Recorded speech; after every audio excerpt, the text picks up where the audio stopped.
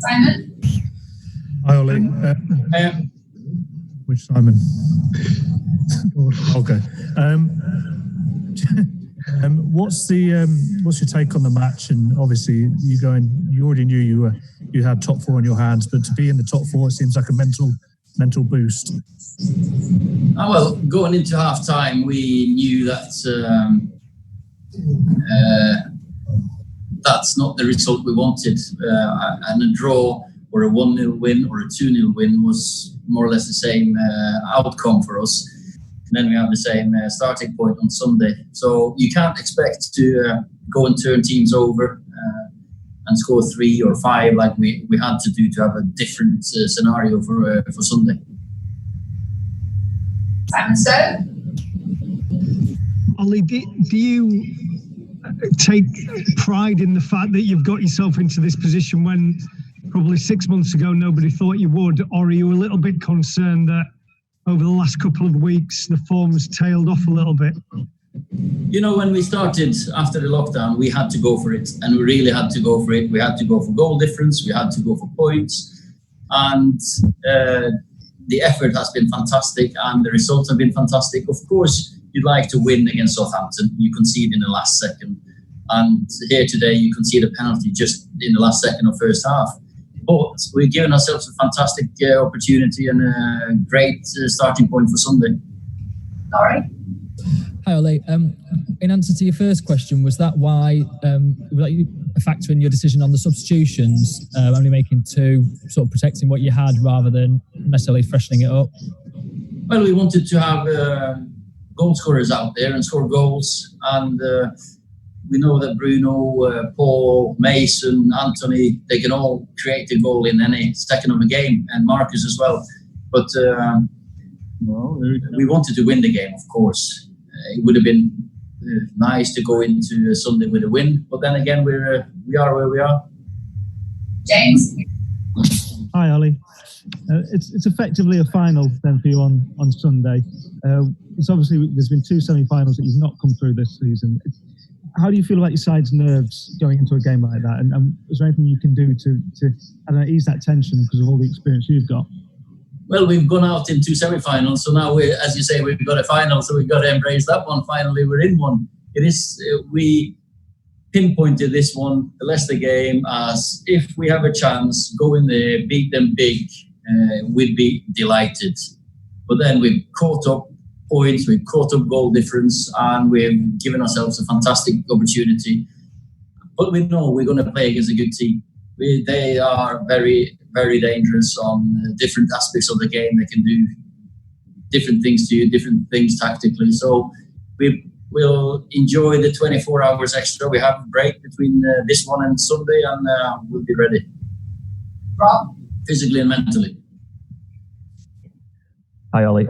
Just a quick word on Mason Greenwood. I mean, it's for a teenager, not just the volume of goals that he scored, but also since the break, the importance of those goals as well, including the one tonight. You must be absolutely delighted. He's bailed us out a few times and he's done again, and he's been absolutely top class ever since we gave him an opportunity. I think Cardiff last game of last season was his first start, and he was our best player in that game. And he's just grown and grown in confidence and in belief, and he trusts himself that his talents, his qualities, attributes, they actually work at the highest level. And so you expect him to, because you see him in training, you expect him to hit the target. Even the chance he had first half when Gunnar blocked it, that's also a very good strike, fantastic hit on the ball. Unfortunately blocked, but the kid's just going from strength to strength. Any more questions? James Looker? Hi, Ollie.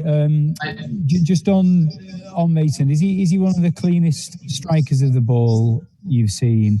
And also, what was your view of Paul handling the ball in that fashion? Yeah, Mason's. You know when he's had a good sleep and when he's stayed up late, played PlayStation, because then he might not hit the ball as cleanly in training. Because he does what he does today. He's done that time and time again. Every time we do finishing, you see an exceptional finisher there, and you're not surprised when it hits the back of the net. So I probably run out of superlatives for him because he's that good a finisher. And on the penalty, of course, it's a natural reaction. Paul held his hand up, knowing that he should have took it in the mush instead. But it's a natural reaction if that ball goes flying at you at 100 miles an hour. So it wouldn't have made a difference anyway. Andrew McDonald. Hi, Ollie. What was said at half time to get the reaction you did in the second half, and how pleased were you that you managed to find that equaliser just 6 minutes after the restart? No, we've come back again in a game that we've gone 1-0 under, come back and got the result we needed. But we didn't get the performance we wanted.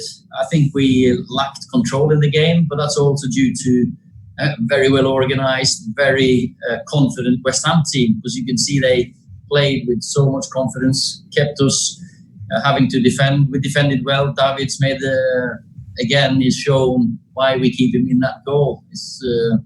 His save today had a deflection as well, great save. So very, very pleased with everyone's reaction second half.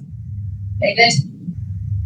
Hi, Ollie. You've probably answered my question in that last answer, but I mean, you kept faith with David. He didn't have a great deal to do, but when he did, he made that incredible save. I mean, how pleased were you with his focus tonight? I knew he was going to be focused. Everyone is hurt by what happened on Sunday. We lost the game. Our pride is hurt. Our professionality. You know, every time you lose a game, you want to go out there as soon as you can and show you can do better. And David's the same, and he's shown today he can keep his concentration. Dharmesh. Hi, Ollie. Just looking ahead to Sunday, I know you've got to focus on your own game, but there's another issue as well with Chelsea playing Wolves.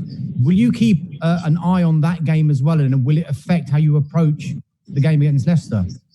Nah, we've just got to, not until towards the end maybe. Maybe at half time you get a little nudge if Wolverhampton are doing a great job. But until then, we just got to go there and win the game. We have to prepare to have a good performance that deserves to score goals, earn the right to create chances and score and win the game. Okay, that's all. Thank you very much. Thanks. See you later.